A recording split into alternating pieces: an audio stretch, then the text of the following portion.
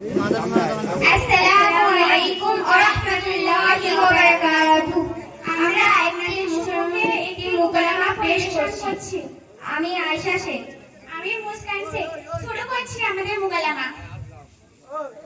আসসালামু আলাইকুম ওয়া রাহমাতুল্লাহি ওয়া বারাকাতুহু। ওয়া আলাইকুম আসসালাম ওয়া রাহমাতুল্লাহি ওয়া বারাকাতুহু।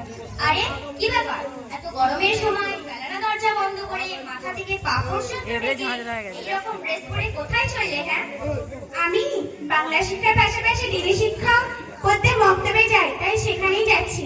আচ্ছা আয়েশা, তুমি কাঁধে ব্যাগ নিয়ে মুখে মেকআপ করে কোথায় চললে? হ্যাঁ, আরে তোমার হাতে আবার ওটা কি? আদলা ইটের মতো মোবাইল নাকি? Wow, very handsome.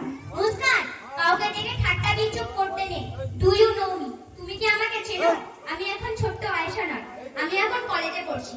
দেখো, আমার মতো জীবনটা এনজয় করতে শিখো। আর আমাকে কেমন সিনেমার নায়িকাদের মতো লাগছে? আর তুমি কোথাকার কোনো বক্তব্য পারো? আর তোমারই বা কি দোষ? সব তো মাওলানা মাওলানাদেরই দোষ। এরাই তো আমাদের এনজয়ের জীবনে বাধা হয়ে এসে দাঁড়ায়। আস্তাগফিরুল্লাহ আয়েশা, এরকম বলতে নেই, তোমার সূক্ষ্ম ঈমান চলে যেতে পারে। চুপ করো তো, আমি তোমার মতো মাথা থেকে পা পর্যন্ত বেড়াই না, ঠিকই, তবু আমার ঈমান ঠিক আছে। আচ্ছা আয়েশা, তুমি যে মাওলানা মৌলবীদের দায়ী করছো, তুমি কি জানো হাদিসের মধ্যে এসেছে আল উলামাহু ওয়ারাসাতুল আমবিয়া? তার মানে আবার কি? এর মানে হলো সমস্ত আলেমরা নবীদের ওয়ারিশগণ। আচ্ছা আয়েশা, তোমাকে আমি একটা প্রশ্ন করি। হ্যাঁ, অবশ্যই করবে, কেন করবে না। আচ্ছা আয়েশা, তোমাদের বাড়িতে কি কারোর বিয়ে হয়েছে? হ্যাঁ হয়েছে তো, এই কয়েকদিন আগেই আমার বড় আপুর বিয়ে হয়েছে। তা তোমার বড় আপুর বিয়ে কি তুমি পড়িয়েছিলে নাকি তোমার সিনেমার কোনো নায়ক পড়িয়েছিল? মুস্কান, তোমার সঙ্গে আমার কথা বলাটাই ভুল হয়েছে। দেখো, সবাই আমাকে দেখে হাসছে, আর তুমি সবার সামনে আমাকে অপমান করছো। না না, আমি তোমাকে অপমান করব কেন? এই তো তুমি বললে আমার ঈমান ঠিক আছে। আচ্ছা আয়েশা, বলো তো দেখি, দিনে 5 ওয়াক্ত নামাজ কখন পড়তে হয়? এটা তো আমাদের কলেজে শেখায়নি, ঠিকই, তবু তো দেখি মা দিনে 5 ওয়াক্ত নামাজ পড়ে। হ্যাঁ, এটা তো আমি পারবো। বলো তো দেখি।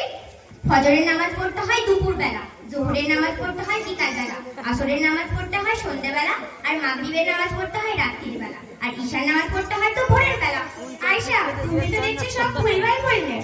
আমি আবার কি ভুলভাল বললাম?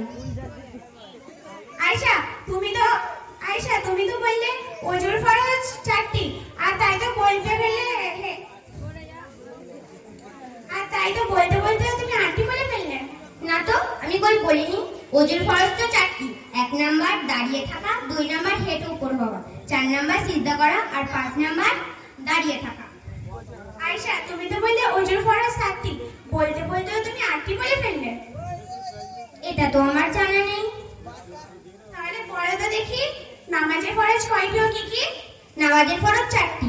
1 নাম্বার দাঁড়িয়ে থাকা, 2 নাম্বার সিজদা করা, 3 নাম্বার হেঁটে উপর হওয়া, 4 নাম্বার মানাজাত করা।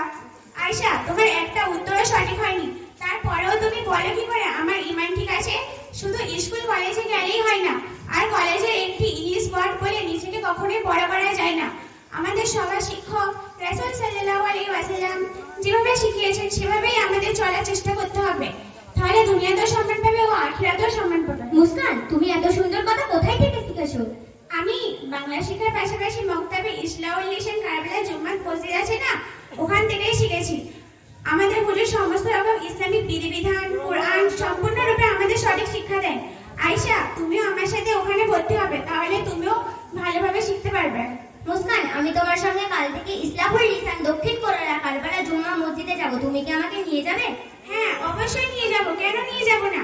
আর এত সুন্দর নিয়ত করার জন্য আল্লাহ তোমাকে কবুল করুক। বলো আমিন। আমিন।